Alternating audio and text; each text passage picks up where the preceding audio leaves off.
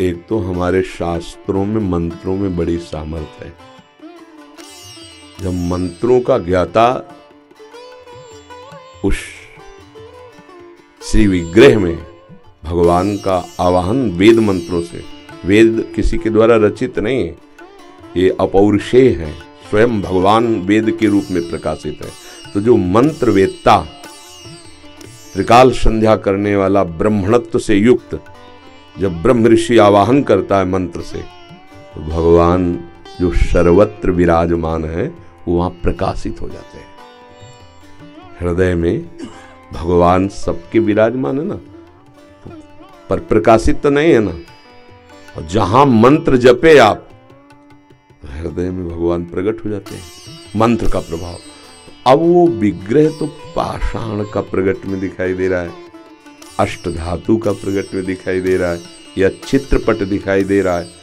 जहां भावपूर्वक मंत्रों का उच्चारण किया गया तो भगवान वहीं प्रकट हो गए। मंत्रों में बड़ी सामर्थ्य है, मंत्रों में इतनी सामर्थ्य है। फिर भगवान, वेद तो स्वयं भगवान का स्वरूप है, और उन मंत्रों का जो उच्चारण करके आवाहन किया जाता है तो निश्चित भगवान उस विग्रह में प्रकाशित हो जाते हैं। मंत्रों में बड़ी सामर्थ्य है। ये लाला बाबू हमारे वृंदावन के महान संत हुए, पहले बहुत बड़े सेठ कलकत्ता के थे। तो उन्होंने श्री राधा मोहन चंद्रमा नाम के ठाकुर जी विराजमान किए। तो जब प्राण प्रतिष्ठा हुई तो परीक्षा के लिए मक्खन ऐसे रखा तो पिघल कर बहने लगा, क्योंकि ताप तभी होगा जब प्राण प्रतिष्ठित। ऐसे मंत्र से भगवान, और दूसरा भाव, महापुरुषों का भाव और मंत्र, दो से भगवान जहां चाहो वहां प्रकट कर लो। ते समाज गिरजा में रहेऊ, अवसर पाए बचन एक कहेऊ, हरि व्यापक सर्वत्र समाना, और प्रेम ते प्रकट होए मैं जाना।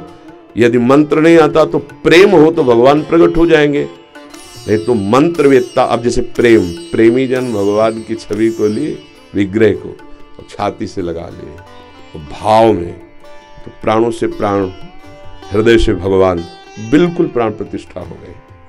जैसे महाभागवत प्रेमी जन, जैसे मीरा जी, मेरे तो गिरधर गोपाल, तो साक्षात गिरधर, पूज्य राधा बाबा छवि में ठाकुर जी, साक्षात वहां प्राण प्रतिष्ठा भी मंत्रों द्वारा नहीं कराई, भाव द्वारा। अब जो मंत्रों में और भाव में भी एक दो भक्तों के, असंख्यों भक्तों के भाव जुड़े हुए है। जो दशरथ नंदन प्रभु राम जी हैं, चाहे जिस भाव के हो, लेकिन जुड़े तो है ना, हमारे ही तो प्रभु है ना। तो सबके भाव और मंत्रवेत्ता महापुरुषों का, एक से एक महात्मा, आप क्या समझते हो? कौन सा महात्मा किस कोटि का, आप क्या समझते हो? तो मंत्रवेत्ता ब्रह्म ऋषियों का आवाहन और भक्तों की भावना, तो साक्षात प्रभु का घर है। प्रभु वहां तो थे, वो प्रकाशित हो गए उस विग्रह में। कोई आश्चर्य की बात नहीं, समझ पा रहे आप? भाव से खंभे में किया तो नरसिंह प्रकट हो गए, मंत्र का उच्चारण भी नहीं किया। दो ही भाव हमने बताया, एक मंत्र एक भाव। लाखों भक्तों के भाव पहले ही वहां विराजमान है। फिर मंत्रवेत्ताओं, ऐसा नहीं कि न मंत्रवेत्ता रह गए, न ब्रह्म ऋषि रह गए, न ऐसा नहीं, सब है।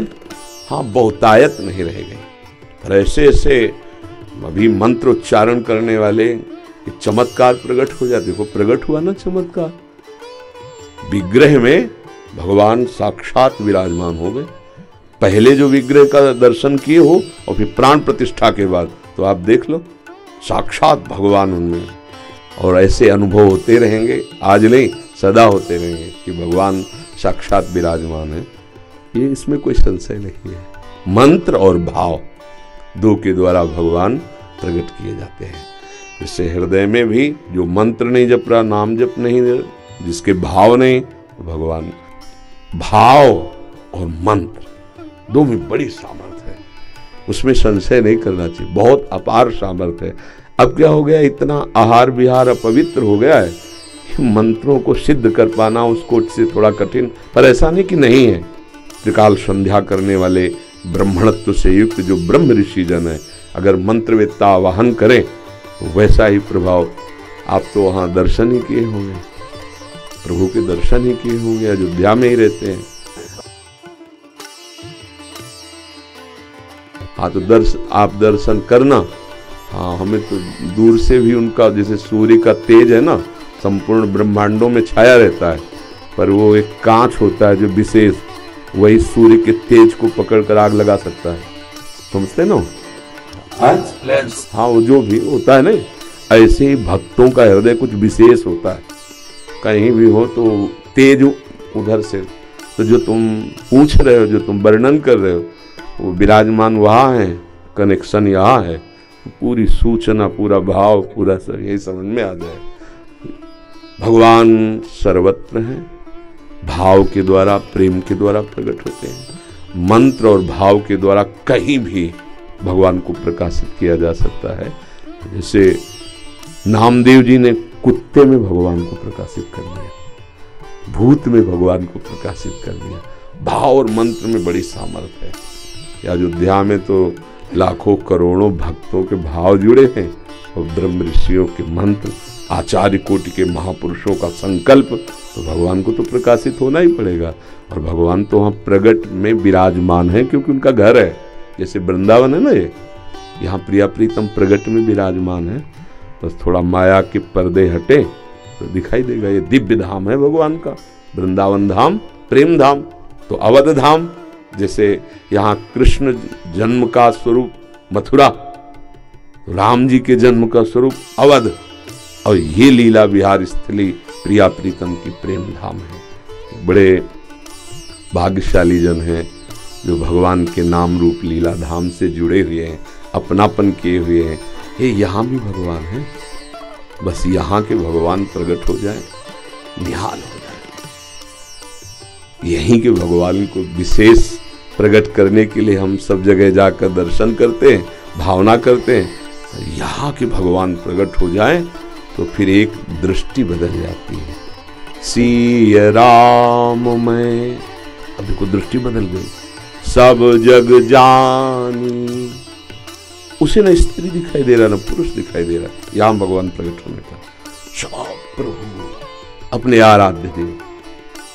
जड़ चेतन जग जीव जत सकल राम में जानी, यहाँ के भगवान प्रकट होने पर न जड़ है न चैतन्य, एकमात्र प्रभु।